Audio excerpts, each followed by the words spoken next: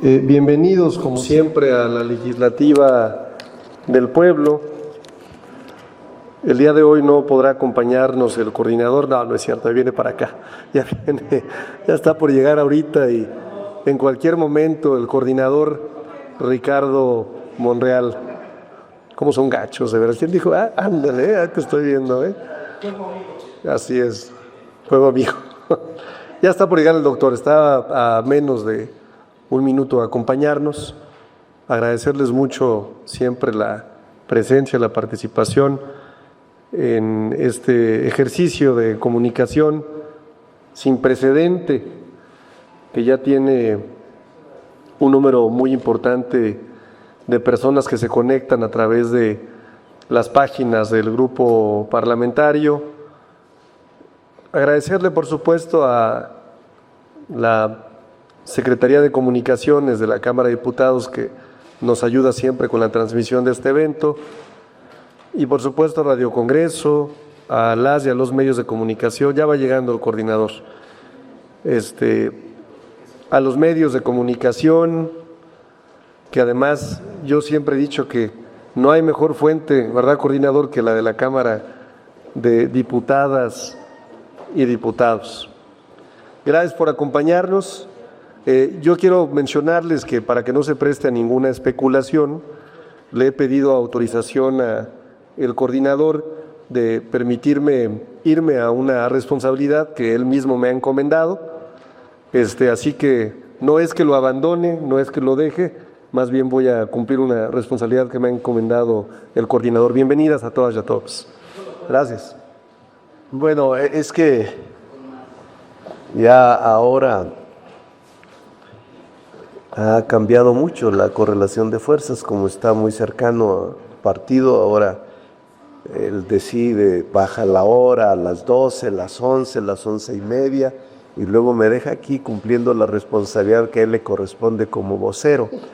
Pero es mi amigo, eso sí, y eso le vamos a perdonar ahora. Eso, y por respeto a ustedes lo hacemos, porque no quiero que esta legislativa del pueblo se suspenda y que la gente que nos ve en redes, la gente que nos sigue en redes, sepa que este es un ejercicio cotidiano, un ejercicio periódico que vamos a sostener.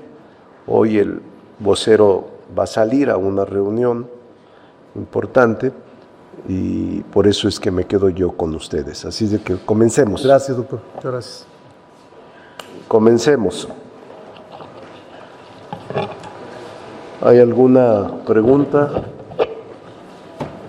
Muy buen día. Comenzamos las preguntas con Francisco Rubio, del Financiero Televisión. Gracias, ¿qué tal? ¿Cómo estás? Buenos días, coordinador. ¿Qué tal? Me llama mucho la atención que hayan cambiado el horario de esta conferencia de prensa.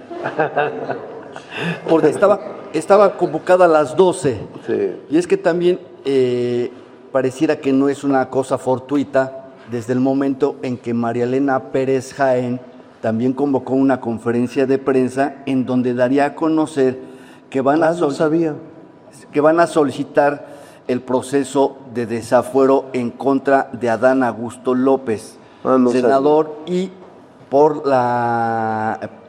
los supuestos vínculos que tiene Adán Augusto López con la barredora. Sí, no sabía. Realmente surgió hace rato, hace 2 horas. Me pidió, incluso yo le dije, pues hay 2 alternativas: cancelarla o que te quedes hasta después de las 12. Me dijo, no, es que tengo que salir. Pero no hay nada de eso. Le deseo suerte, la respeto mucho a la diputada y no es esa intención de que en este momento vaya a ser un motivo de contrariedad. Es más, yo puedo esperarme hasta las 12. Si ustedes quieren, nos esperamos hasta las 12 y no la hacemos ahorita, para que vean que no hay ninguna mala fe, ni de obstaculizar o intentar coartar un derecho de la diputada de su conferencia de prensa. Realmente no sabía. Si ustedes quieren, lo cancelamos y lo vemos a las 12. Ya estamos aquí, coordinador, ya estamos aquí. Bueno, entonces, es cosa de ustedes. Después no van a culparme a mí, porque si no, Yo estoy dispuesto a hacerlo. ¿Cuál va a ser el Como aquí trato? estoy todo el día, puedo hacer a las 12, a la 1, a las 2, a las 3, a las 4, a las 5, a las 6. ¿Empezamos pues? ¿La Oiga, realizamos? Órale pues. Coordinador, Para ¿cuál que debe de- carguemos con el costo ambos. ¿Cuál debería de ser el trato a esta solicitud de la diputada del PAN, María Elena Pérez Jaén, en contra de Adán Augusto López? No la conozco, la solicitud, y el trato es el que todos merecen.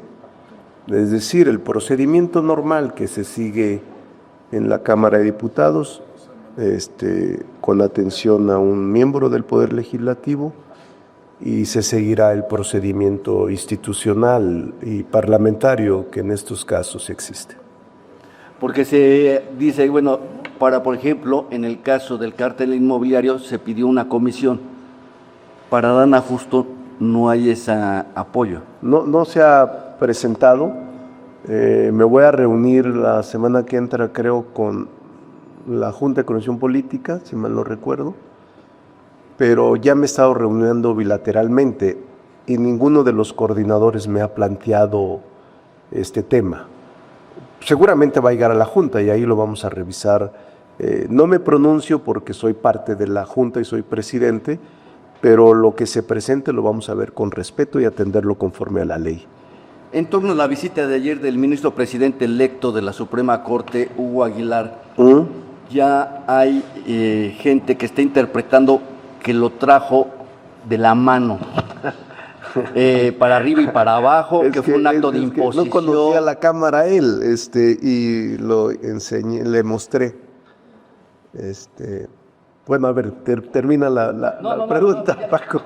No, vi, incluso en las redes, la verdad es que a mí me sorprende mucho que busquen los ángulos en donde yo pueda ser cuestionado. Ayer, por ejemplo, lo que vi en las redes fue esto que dicen que lo jaloné. Lo vieron ustedes, ¿verdad? Sí. Entonces, pero, a ver, el jaloneo al presidente Hugo Aguilar Ortiz, yo les diría a todos que no hay que verlo como una descortesía,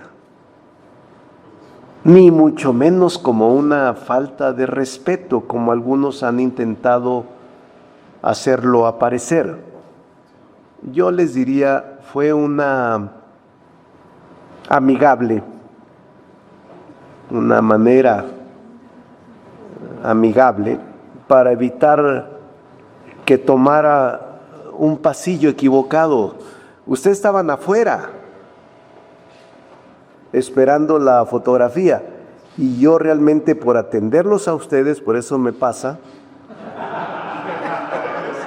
A ver, los camarógrafos estaban todos son los culpables, camarógrafos y reporteros, porque en el momento en que yo salgo y él va adelante, ustedes me dicen, foto.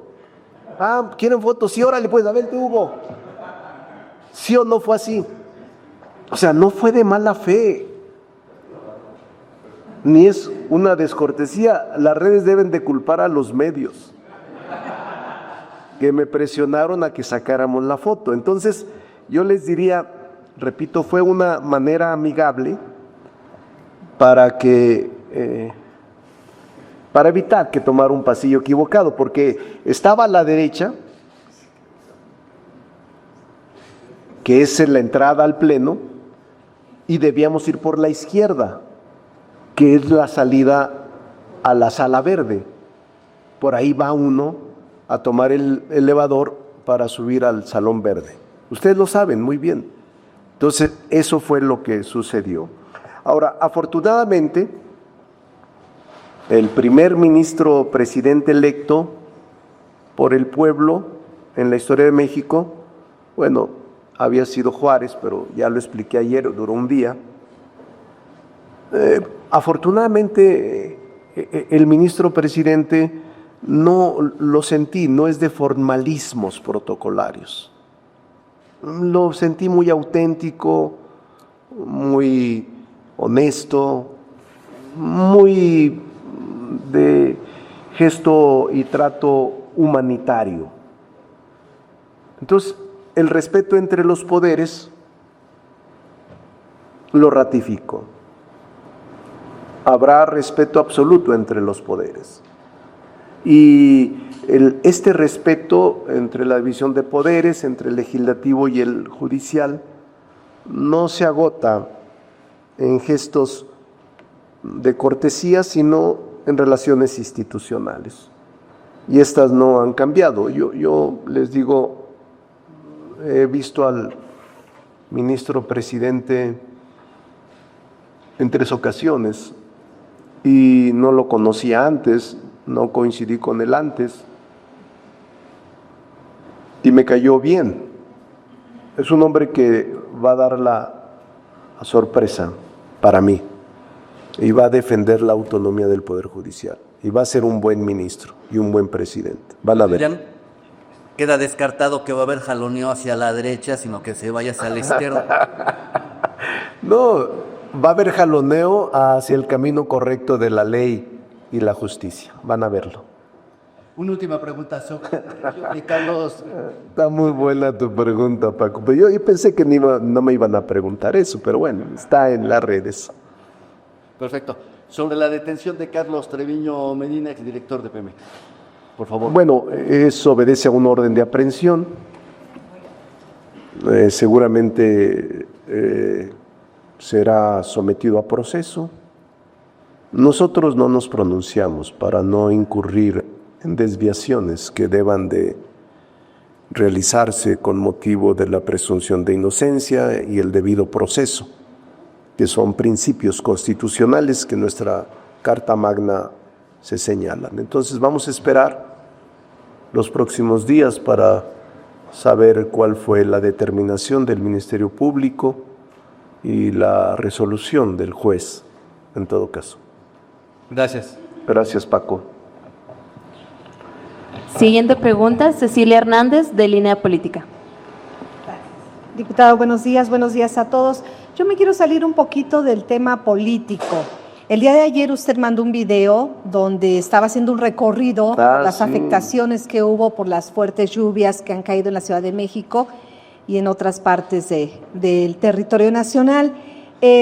Sabemos que ya tiene unos años este recinto legislativo. ¿Qué tienen ustedes contemplado invertir para mantener viable esta infraestructura? ¿Con cuántos recursos se van a destinar? Y si es garantía suficiente que todavía le quedan años a esta maravillosa construcción y si hay seguridad para los trabajadores. Bueno, sí hay seguridad para los trabajadores, sí hay seguridad para los legisladores, pero las lluvias atípicas que se han presentado estos 4 últimos días provocaron daños a las instalaciones, incluso socavones que se ven solo espacios de 2 por 1 metro, pero abajo son enormes los socavones que por la humedad y la lluvia provocó esos socavones. Y también puso al desnudo las instalaciones que no tenían la protección ni la cama de vida en el traslado de aguas negras y tubos y instalaciones eléctricas. Todo eso se va a revisar. Y también se dañaron oficinas de diputadas y diputados, porque goteó y se inundaron algunos de los pisos de diputadas y diputados. Entonces, están revisando desde cuándo no se rehabilitan los techos con impermeabilizantes. Todavía no tengo el estudio técnico ni el costo que nos va a provocar eso, Cecilia, pero la idea es tenerlo la semana que entra y plantearlo a la Junta de Coordinación Política. No hay un presupuesto nadie sabía de esto, no está previsto, son causas imprevistas, pero obviamente tenemos que atenderlo y tenemos que recortar alguna cosa de lo que sí teníamos previsto para destinarlo a atender esas fallas o daños provocados por los acontecimientos meteorológicos. Entonces, descartado preocupación para los que... No, descartada. Primero va a ser la seguridad de los trabajadores y de los legisladores ante todo. Y lo vamos a atender de inmediato. Gracias. Mi segunda pregunta va con respecto a la seguridad del país.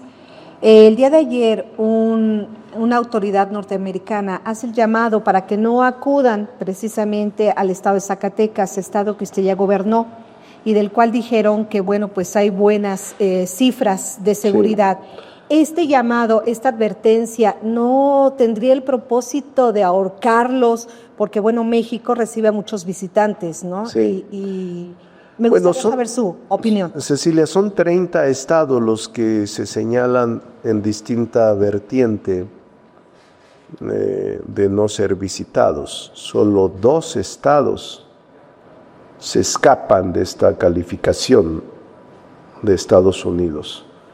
En el caso de Zacatecas me parece injusto porque el gobernador David Monreal ha recuperado la seguridad de manera impresionante. Yo mismo estoy muy impresionado porque cuando él recibió el Estado hace 4 años, era el lugar más inseguro del país. Todos los días salía en nota roja Zacatecas. Homicidios, asesinatos, colgados, quemados, personas que eran víctimas de este lastre de inseguridad. Así lo recibió el Estado de Zacatecas, el gobernador hace 3 años y medio, 4. Hoy, según las estadísticas, encuestas y estudios serios de la propia Secretaría de Seguridad Pública y del Gabinete de Seguridad, Zacatecas ha recuperado su lugar y ahora es el tercer estado en el país de mayor seguridad. Por eso me parece injusto que no se reconozca lo que está haciendo el pueblo de Zacatecas y su gobierno en materia de seguridad. Han hecho un gran trabajo. El gobernador y su equipo, todo el gabinete de seguridad, es un ejemplo en el país. Se redujo la tasa de homicidios más del 70%, secuestros, robos a casa, domicilio. En todos los delitos ha disminuido de manera notable. Es muy exitosa la tarea y la labor que el gobernador David ha venido realizando en Zacatecas. Por eso, ahora frente a esta calificación, creo que seguirán trabajando para demostrar. A lo mejor los estudios que está realizando el gobierno de Estados Unidos a través de su Departamento de Estado son de hace 4 años atrás y no toman en cuenta lo que han hecho en Zacatecas y en otros estados en esta materia de combate a la inseguridad. Creo que es eso. Yo creo que les falta información a Estados Unidos, que no sería malo que la Secretaría de Seguridad Pública Federal, el gabinete, les enviara el esfuerzo que está realizando Zacatecas y otros estados del país. Gracias. ¿Alguna otra pregunta? Así es, continuamos con Fernando Camacho de La Jornada. Sí, Fernando. Buenos días, coordinador. Yo le quiero preguntar a propósito de estas cifras de reducción de la desigualdad que se acaban de dar a conocer, según las cuales pues varios millones de personas salieron ya de condiciones de pobreza. Sin embargo, hay voces dentro de la oposición que advierten que no es sostenible porque no va a haber recursos que alcancen para seguir, digamos, sosteniendo esta política social, debido a que la productividad es baja y a que el país está muy endeudado, ¿no? Entonces advierten sobre esta falta de sostenibilidad. ¿Qué puede responder al respecto? Que me gustaría escuchar a una oposición generosa, una oposición que reconociera que lo que se ha hecho ha sido bueno. Nunca en ninguna parte de la historia del México independiente se habían presentado esas cifras. Cuando imperó el neoliberalismo, había más pobreza y más dificultad económica. Hoy que se ha logrado una hazaña ciudadana con un modelo económico que impuso el presidente López Obrador como jefe de Estado y continuó la presidenta Claudia Sheinbaum por mandato popular, nunca se habían presentado estas cifras. 13 millones de personas. No lo dice una institución partidista, no lo dice el gobierno, no lo afirma nadie interesado ni simpatizante del gobierno, lo dice una institución que se dedica a eso, y le creo al INEGI.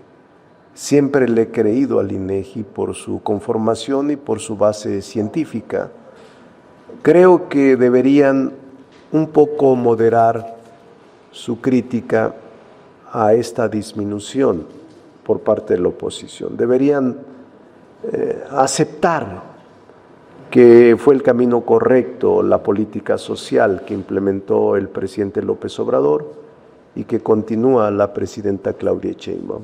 Es la política social más impresionante que se haya aplicado alguna ocasión en México y se debe al diseño, a la inteligencia, al amor a la gente del presidente López Obrador y de la presidenta Claudia Sheinbaum. Entonces, me gustaría tener esa opinión de la oposición que por una vez reconociera que se logró disminuir la pobreza en 13 millones de personas.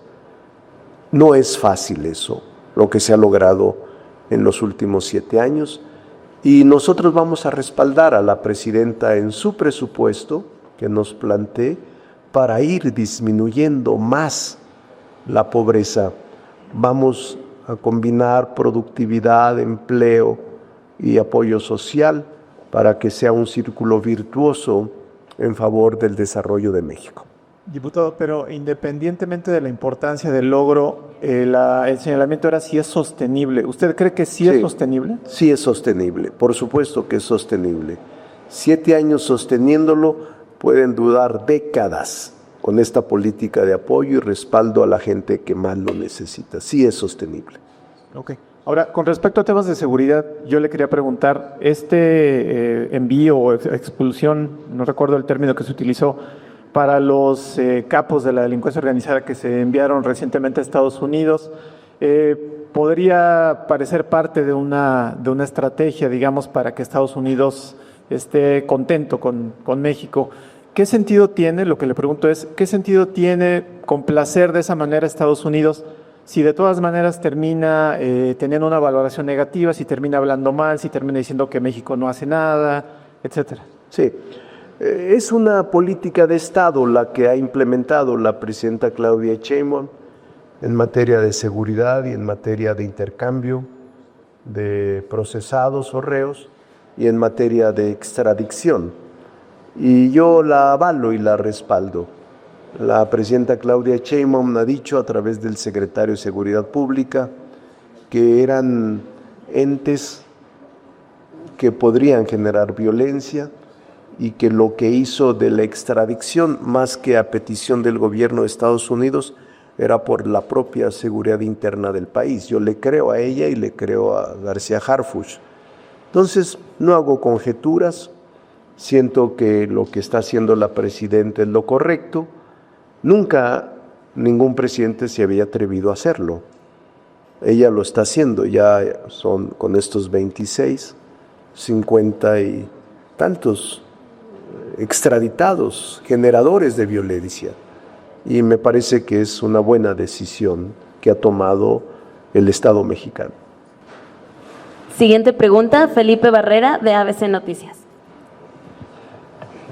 Buenos días, diputado. Diputado, quiero ver si podemos retomar el tema del exdirector de Petróleos Mexicanos que fue detenido en Estados Unidos. Preguntarle su punto de vista, porque bueno, hace unos días el Departamento de Justicia de Estados Unidos señaló a 2 empresarios mexicanos de dar sobornos a funcionarios de Pemex.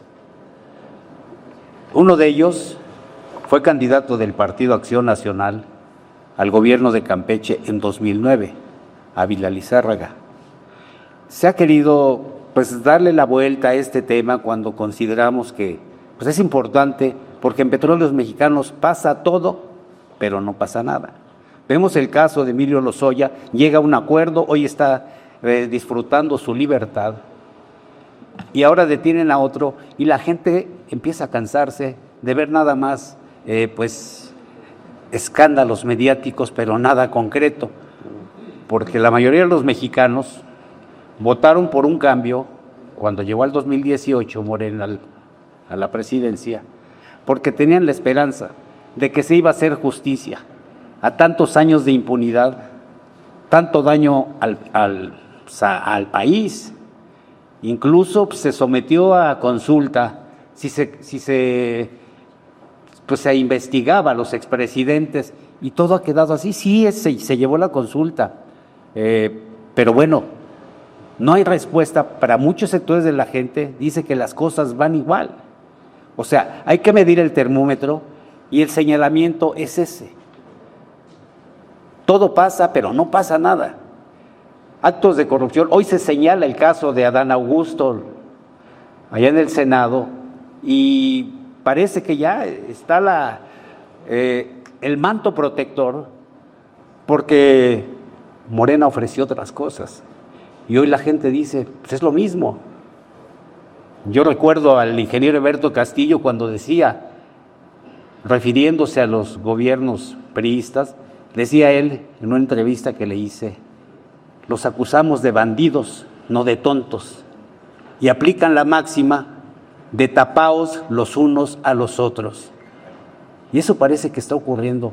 El caso de Adán Augusto, ahora se cerrará la pinza con el exdirector de Pemex, Treviño Medina, que fue detenido, porque ya se acostumbró la gente a ver lo mismo, no cambios en ese tema, básicamente, diputado. Sí, seguramente actuará la justicia.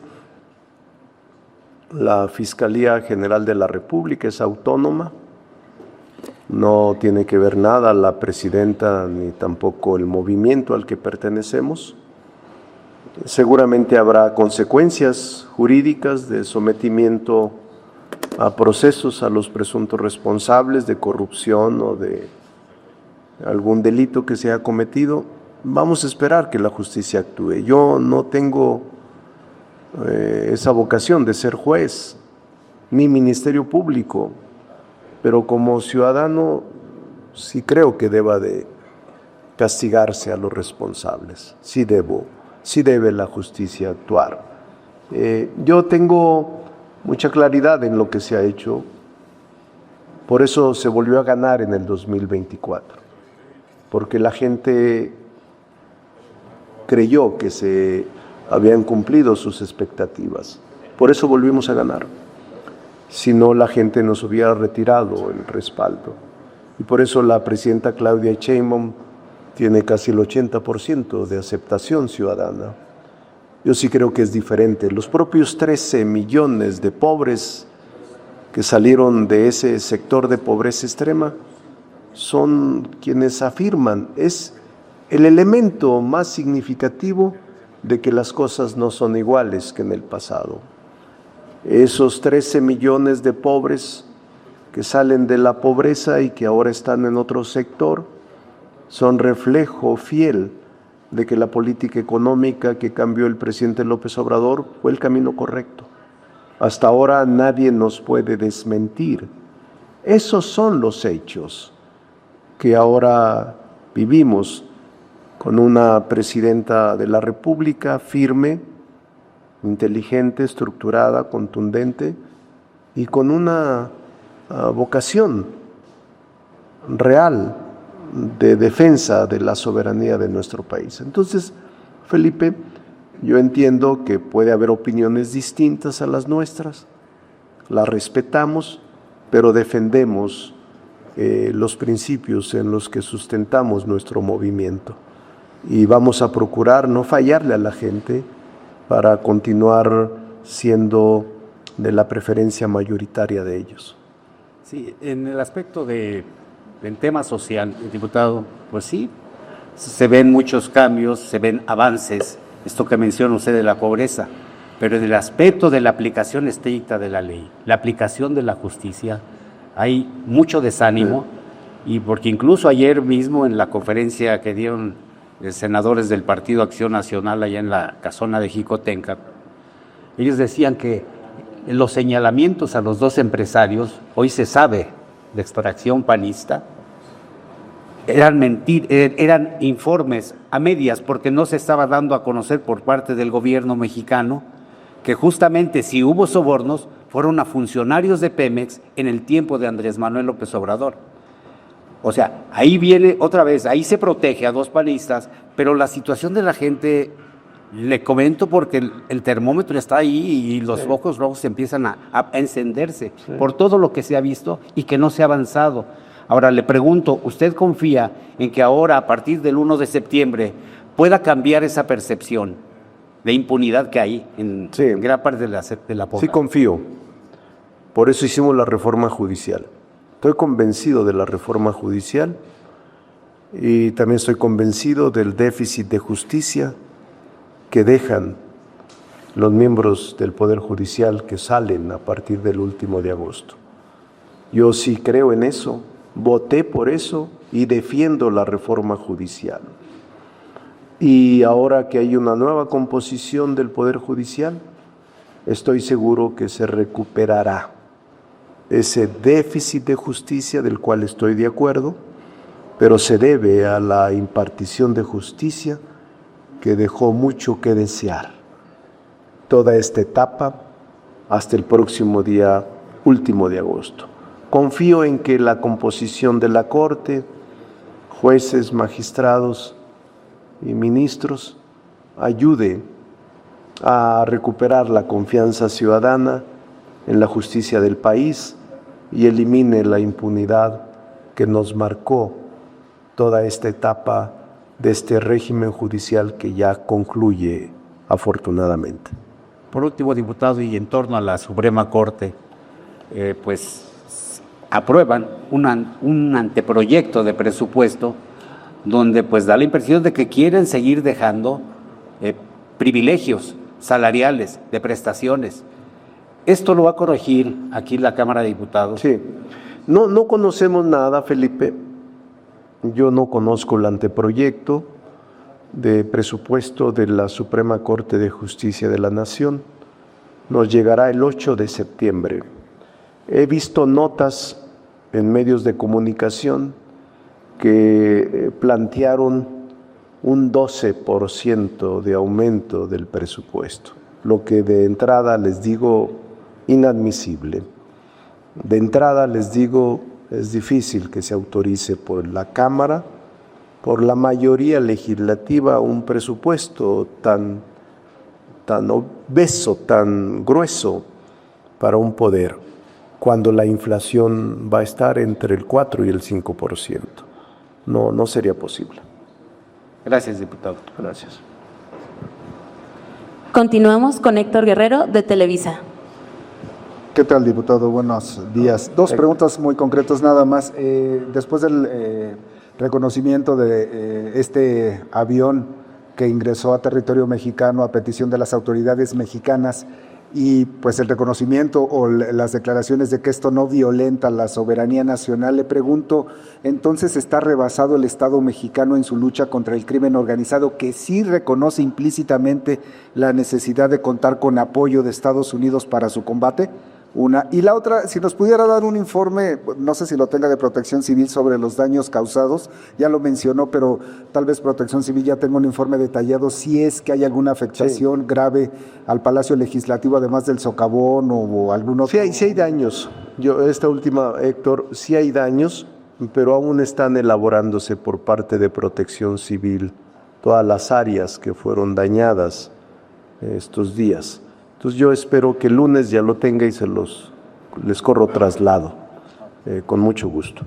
Y sobre el avión o los drones no tripulados que aparecieron en el Estado de México y que ya García Harfuch, secretario de Seguridad, ha expresado que en efecto sí lo sabía y que era en razón de cooperación y de colaboración. La Constitución dice en su artículo 39 y 40 que no se permite la injerencia de ningún tipo de intervención, sea militar, sea política, sea de investigación, a territorio nacional, salvo que exista colaboración y cooperación en causas comunes. Y eso es lo que sucedió. No viola la soberanía cuando hay acuerdos entre ambos países sobre causas comunes, combate a causas comunes. Lo explicó bien el secretario de Seguridad Pública y qué bueno que afirmó que sí existía. Me pareció muy auténtico y muy importante que se diga que se está haciendo en esta materia.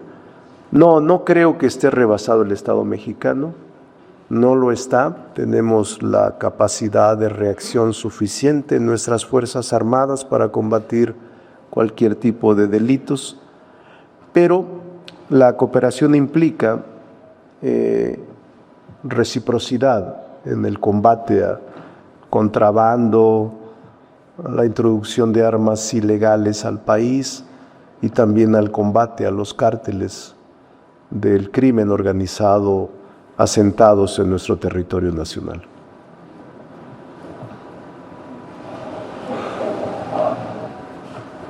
Continuamos con nuestro compañero Víctor Barrera, de Medio El Plural. Víctor. Buenos días, diputado. Buenas tardes. Víctor. Ya casi tarde. Sí, Víctor. Una pregunta iba en torno a eso también. Entonces ya entró este avión militar, los drones, cooperación, pero ¿podrá explicarnos después el señor García Harfuch qué gana México en esto? Porque bueno, cuando hay una cooperación, se supone que haber por lo menos un ganar de cada parte. Ojalá y nos los pueda explicar o nos pueda explicar a la gente. Sí, Víctor, le dejo la explicación a García Harfuch porque seguramente él tiene más elementos. Pero ustedes, si no lo hacen, lo tendrían que pedir, ¿no? Sí, claro. No, va a venir a la comparecencia. Incluso está invitado en la plenaria. Y este tema es inevitable, Víctor. Sí. Al menos para nuestro grupo parlamentario. Pero para todos. Para todos. Pero nosotros lo vamos a ver el día 30. Y seguramente será uno de los temas que toquemos en su comparecencia en la plenaria del grupo parlamentario. Otra pregunta, y usted hablaba de la pobreza, de lo que ha pasado. 13 millones de mexicanos han dejado ese renglón o esa situación de pobreza y 2 millones más de la pobreza extrema, si no mal recuerdo las cifras del INEGI, pero se está midiendo el ingreso de los hogares, no se está midiendo las carencias en los hogares. Si se midiera por carencias, una buena parte de los mexicanos carecen del servicio de salud y esto implica pagar medicamentos. Sí. Por lo tanto, aunque el ingreso sea el salario, más algunos programas sociales que le llegan a unos mexicanos y superan precisamente el recurso suficiente para sobrevivir en México, pero la compra y el costo de los medicamentos en ocasiones llega hasta 2/3 partes de ese ingreso. Sí. Es decir, la pobreza en realidad por una carencia no se supera. Ese es en un rubro. En el siguiente rubro es la informalidad sigue imperando en el país. 58% de los mexicanos están en un trabajo informal o que no tienen prestaciones suficientes. Es decir, otra carencia. No tienen servicios de salud, no tienen algunos otros servicios y esto implica un renglón de pobreza. Sí. Y la tercera, si se va a medir en cuánto tiempo va a salir la gente de la pobreza o si en realidad va a salir de la pobreza para tener un bienestar, ¿qué tiempo se estimaría? Porque bueno, estos programas sociales son limitados hasta el momento que haya recursos, pero si no se crea riqueza, si tenemos crecimientos de 0.5%, de un punto porcentual, cuando necesitamos crecimientos de 3, 4, 5 o hasta 6%, pues significa que estamos pateando el bote en crecimiento de riqueza. ¿Cuál es su opinión? Sí, es una interpretación la tuya, Víctor, que la respeto.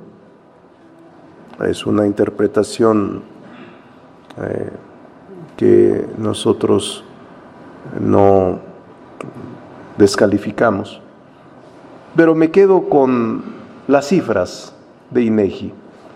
Es decir, 13 millones de personas salieron de la pobreza. Cuando inició el programa de política social el presidente López Obrador en el 2018, se decía esto que ahora tú afirmas, de que no habrá recursos suficientes en el futuro para sostener la política social. Eso se dijo, y se dijo que al año iba a fracasar el modelo, ellos dicen de dádivas o de subsidios a la gente, la oposición y los inconformes con estos programas. Han pasado 7 años, no solo han disminuido, sino que han aumentado los programas sociales en beneficio de la gente. Hoy son más. La propia Presidenta de la República ha implementado y puesto en marcha el programa de mujeres de 60 a 64 años y el de niños becados de primaria, secundaria y preescolar. Es decir, no solo se han agotado, sino que han aumentado los programas sociales que tiene el gobierno de la República. El año próximo, es lo que escuché, no tenemos el presupuesto, pero el año próximo van a ser cerca de 1 billón de pesos para programas sociales, algo que jamás se había presentado en México. Más, ahorita son como 800,000, el año va a cerrar como con 800,000, cerca de 800,000. Es decir, lo que se prevé es que venga un aumento para la política social y cierre 2026 en cerca de 1 billón de pesos. Entonces yo prefiero esto y sí creo, Víctor, que vamos a poder sostener este ritmo con el proyecto de la presidenta Claudia Sheinbaum y se va a sostener la política social en los próximos años. Yo creo que sí. Así como se erradicó en 13 millones y yo creo que va a continuar la erradicación de la pobreza con la política social, con la política económica que está implementando y continuando la presidenta Claudia Sheinbaum.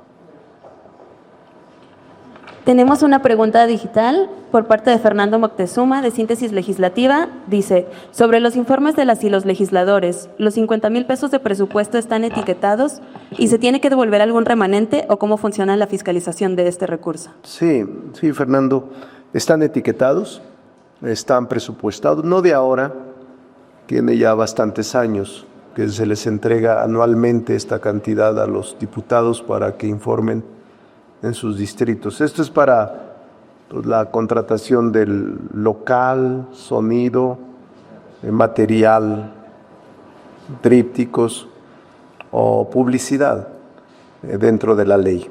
Pero no es nuevo, está presupuestado desde hace varios años, no sé cuántos, 10, 20 años, pero esta cantidad se entrega igual que en el Senado. En el Senado también hay una cantidad que se entrega para apoyar los informes de actividades. Siguiente pregunta, Margarita Nicolás, de Cadena Raza. ¿Qué tal, diputado? Buen día. Retomando lo que decías de que agarraste sutilmente del brazo a Hugo para conducirlo por el lado de la izquierda, No, yo no dije eso. Es que ya ven, después van a decir que yo dije eso. ¿Qué dijiste que primero? No, del paz. No, yo no dije eso. Recupera eso, porque luego así empiezan, voy a salir en la prensa, después en las redes, alterando que yo dije eso. Yo no dije eso. No, dijiste que era para la izquierda, no para la derecha. Estaba el salón de sesión. Sí, pero ustedes saben la ubicación, ¿no? Ajá, Pero sí. no. Bueno, entonces aquí parece que aplican diferente la fórmula para las preguntas, porque primero fueron los de la derecha y luego los de la izquierda. Los que preguntaron, ¿a poco los primeros eran de derecha? Fueron las de derecha. No, Fernando no es de derecha. No, que la... Tampoco Paco. Esas... ¿Tú eres de derecha, Paco? No, yo soy periodista. Ah, muy buena pregunta, muy buena respuesta, Paco. Es muy buena respuesta. Bueno, y la igualdad de género parece que tampoco aplica. Sí, Eso sí le voy a hacer una llamada de atención al vocero. Tiene razón, que sea uno y uno, mujer y hombre. 7 hombres han preguntado, una mujer, y luego ya me preguntan, está bien. también soy mujer. Estoy de acuerdo. Entonces, Pues Cecilia habló, ¿quién más habló? Pues la segunda, pero sí traten yo no tengo problema, estoy de acuerdo contigo. bueno, yo nomás para... No, está bien, Margarita. Para darle color a la nota de que la derecha y los hombres, la izquierda y las mujeres. Bueno, mi pregunta es sobre los drones. Si la Guardia Nacional, e incluso aquí ahora con el 6º aniversario de la Guardia Nacional, vinieron a mostrarnos unos drones. Si México tiene drones y que tienen una gran capacidad, como nos explicaba uno de los encargados de estos aviones no tripulados, ¿por qué es la necesidad de que venga un estadounidense a hacer estos recorridos por los lugares donde se supone que operan el cartel Nueva Generación y los michoacanos que están ahí? Sí. Entonces, ¿cuál es la necesidad?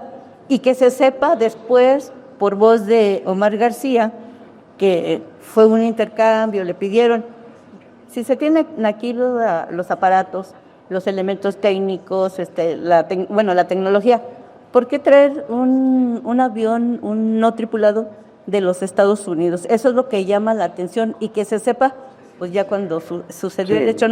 ¿Esto se lo consultan al Congreso, a la Cámara de Senadores? No le importa. No, porque son facultades del Poder Ejecutivo, suscribir convenios y llegar a acuerdos de reciprocidad con los países del mundo. Es facultad de la Presidencia de la República a través de la Secretaría de Seguridad Pública, pero sí podemos preguntar las razones el día que estemos con él. Repito, este será uno de los temas inevitables. Las razones que motivaron esta cooperación entre Estados Unidos y México en el uso de aviones no tripulados. Y yo pregunto, si le preguntan a los senadores, pues porque esa es la facultad del Senado, la cuestión de la política exterior mexicana. Sí, pero el Senado, o sea, la facultad de conducir la política internacional es de la Presidenta de la República. El Senado solo tiene la facultad de revisión. También seguramente van a citar a comparecer al Secretario de Relaciones Exteriores y al Secretario de Seguridad, pero solo es revisión, no es aplicación ni conducción de la política exterior. Y la segunda, en el tema de la pobreza, dice que salen de la pobreza, que ya se hizo la medición, pero hay muchas comunidades en nuestro país que no tienen agua potable, tienen que caminar hasta 3 horas para llevar 2 cubetitas con agua, en muchas tampoco hay energía eléctrica, y si hay es muy deficiente. La cuestión de salud, pues incluso el otro día que vino un funcionario de bienestar, él hablaba del huachicoleo en la farmacéutica, de los hospitales cercanos del bienestar. Se instalan tiendas, oficinas de los laboratorios, porque como no hay medicamentos, no hay insumos de curación y tampoco menos para una cirugía, pues ¿qué hacen? Son como una especie de coyotaje, pues ahí les están ofreciendo lo que no tiene el IMSS Bienestar, lo dijo un funcionario de este instituto. Entonces, ¿qué tipo de pobreza es la que se está combatiendo? Se sabe, el otro día comentaba un diputado, que 1.5 millones de jóvenes abandonan las escuelas o no llegan ni siquiera al bachillerato porque no hay recursos. Entonces, eso también es pobreza, una pobreza educativa. ¿En qué rubros ya no hay pobreza de lo que está midiendo el INEGI? Y la otra se refiere a protección civil. ¿Ustedes van a reformar o hacer alguna iniciativa para que, no sé, si el gobierno, las instituciones, la iniciativa privada se haga cargo de estos desastres que están dejando las lluvias en la República Mexicana y sobre todo aquí en la Ciudad de México, que hemos visto cómo se han inundado casas, el aeropuerto y por ejemplo, los viajeros tienen que sufragar todos sus gastos y a veces pues nomás tienen lo del pasaje para irse a su pueblo o a algún otro país? ¿Qué van a hacer ustedes para que se pueda solventar este problema que todos los días y todos los años va a estar peor? Muchas gracias. No, en materia de protección civil, Margarita, hay mucho que hacer. En eso tiene razón.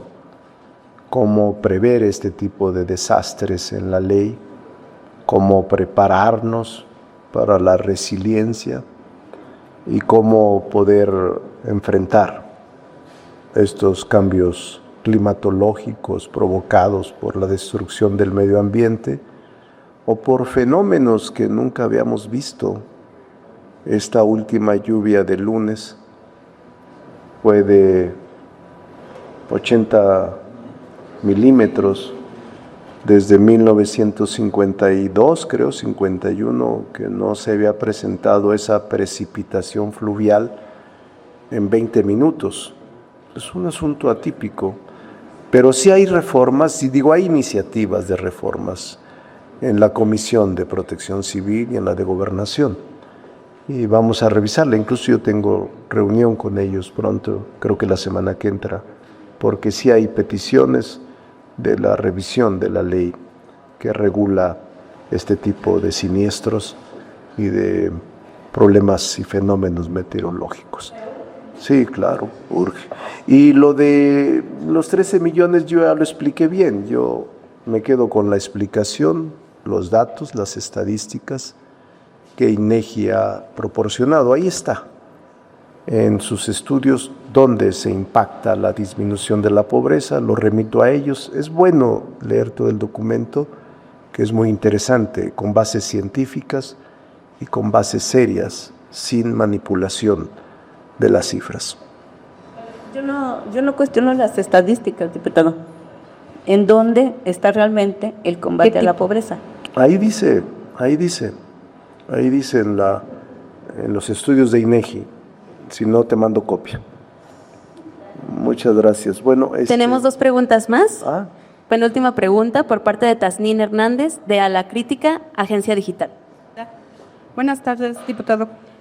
La primera pregunta es, hay una iniciativa por parte del senador Fernández Noroña y la presidenta ya la respaldó de traer niños palestinos huérfanos a México. Esto no sería la primera vez que sucede. Ya durante la Guerra Civil Española se recibieron niños españoles. ¿Ustedes, como fracción de Morena, respaldan esta iniciativa? Sí, por supuesto. México ha sido un país tradicionalmente reconocido por su asilo y por su actitud en favor de las mejores causas. Han sido distintas épocas las que México ha admitido a personas que están en condiciones de persecución o en condiciones difíciles de peligro en sus países. Sucedió en la Alemania nazi, sucedió en la Guerra Española, ha sucedido en Chile con Allende, con el asesinato, también con muchos otros países que México ha dado su mano para atender a las personas que sufren. Hoy está esta iniciativa de niños palestinos que la presidenta ha acogido y nosotros en el Congreso estamos de acuerdo. La segunda pregunta es, la fiscal general de Estados Unidos declaró que el gobierno mexicano recibe dinero del gobierno venezolano para para dejar pasar la droga hacia Estados Unidos, y ustedes como Congreso pueden mandar una nota diplomática o algo para que estos funcionarios dejen de estar haciendo este tipo de declaraciones? Sí, bueno, pues Estados Unidos está diciendo muchas cosas últimamente. Si no hay pruebas, no es más que perorata. Las pruebas son claves. Nosotros, como Congreso, solo pedimos y exigimos que se presenten pruebas para que los órganos de gobierno, los órganos jurisdiccionales, actúen en el caso de haber delitos. Por último, tenemos una pregunta por parte de Paco Garfias, de Excelsior. Sí, Paco. Hola, es sobre Morena y sus supuestos vínculos con el narcotráfico. Ayer decía Ricardo Anaya, que este asunto de plurinominales sí o plurinominales no, es solo un distractor para evitar que se hable de este fenómeno de la narcopolítica. Esa sería mi primera pregunta. Mi segunda pregunta tiene que ver efectivamente con la reforma electoral. Ayer Pablo Gómez dijo que la mayoría va a hacer valer su fuerza. Esto refleja que pues, no tienen realmente intención de ser inclusivos y que estos foros y todo esto que anuncian pues es pura faramalla. ¿Qué comentario tiene? Sí, bueno, no soy clásico de imitar o descalificar a los opositores. Tengo una opinión sobre Ricardo Anaya y no voy a descalificar sus opiniones. Él es adversario y hace su trabajo como adversario. Entonces, respeto sus expresiones, no coincido. Sobre ese tema, tantos insistir de los vínculos de Morena. No, yo no coincido con él. Simplemente si existieran pruebas, yo creo que debería presentarlas a la Fiscalía. Eso es lo que yo creo. No coincido y en todo caso, las pruebas que existan sobre esos dichos hay que presentarlas a la autoridad. Y en el tema de Pablo Gómez, solo decimos que es el Congreso el que va a decidir. Pablo Gómez preside una comisión, avalamos la comisión, vamos a participar en la comisión. Si nos invitan, vamos a participar en los foros, en las audiencias, pero es el Congreso el que va a definir. El que va a decidir sobre reforma electoral, sus alcances, sus límites y su contenido, es el Congreso. En esta comisión presidencial para la reforma electoral hay 7 integrantes y los 7 están identificados con Morena.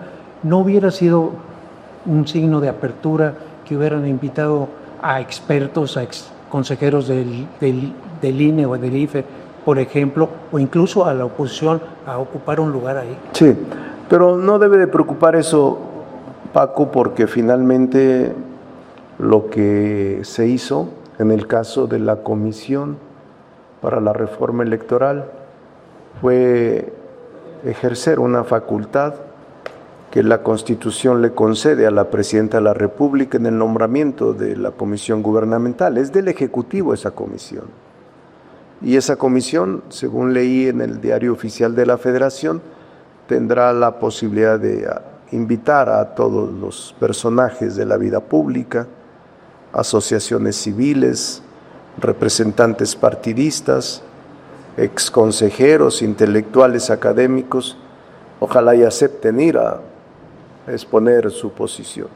Pero en todo caso, yo siempre he dicho, Paco, que la palabra final, la palabra última la tiene el Congreso. Y aquí vamos a deliberar y mi intención es lograr un consenso amplio con todos los partidos. Primero con el PT y el Verde, que son nuestros aliados, pero no excluir ni al PAN, ni al PRI, ni a MC. Todos lo necesitamos, y más tratándose de la materia de la reforma electoral. Creo que lo más deseable o lo deseable es que se suscriba y se vote por unanimidad o por un amplio consenso. Gracias. Bueno, jóvenes, voy a estar aquí y mañana también.